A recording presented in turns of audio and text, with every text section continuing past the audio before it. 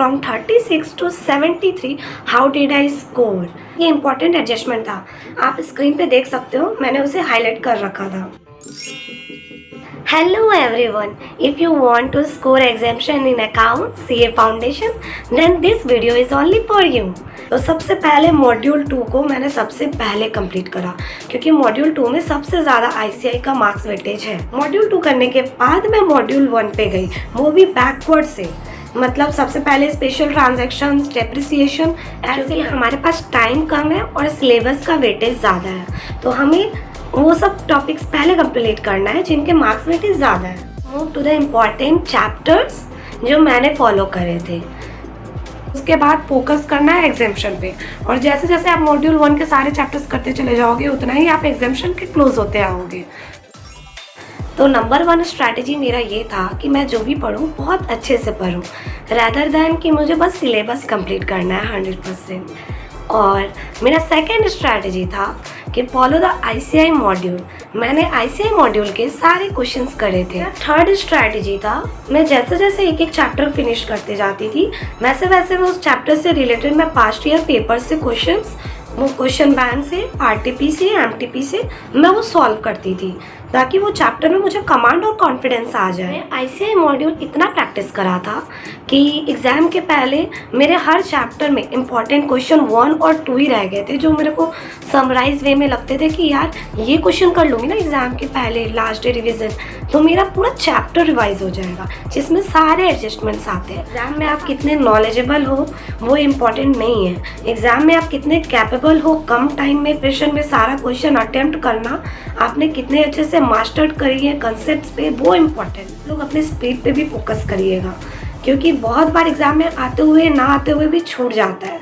अगर मेरे पास और टाइम होता तो मैं और अच्छा स्कोर कर सकती थी, जस्ट बिकॉज मेरा स्पीड बहुत स्लो था। रिवीजन ऐसे किया था कि जो जो सिमिलर क्वेश्चंस थे उन्हें मैंने कट आउट कर दिया था, और जो जो क्वेश्चन में इम्पॉर्टेंट पार्ट थे उनको मैं ऊपर लिख देती थी कि इस क्वेश्चन में ये इम्पॉर्टेंट पार्ट है, ताकि मैं जब एग्ज़ाम के पहले या फिर जब भी उसको रिवाइज करने आऊँ तो मुझे पता चल जाए कि इस क्वेश्चन में ये इम्पॉर्टेंट एडजस्टमेंट था।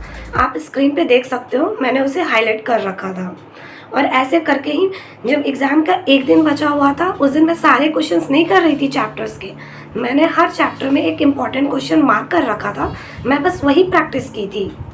ट्रस्ट मी, ऐसा कोई ज़रूरी नहीं है कि आपको 100% सिलेबस कंप्लीट करना है, और एग्ज़ाम में तो मेरा 100% पेपर भी कंप्लीट नहीं हो पाया था, मेरा तो छूट गया था, फिर भी मैंने 73 स्कोर करा क्योंकि मैंने जो भी पढ़ा था मैंने बहुत अच्छे से पढ़ा था।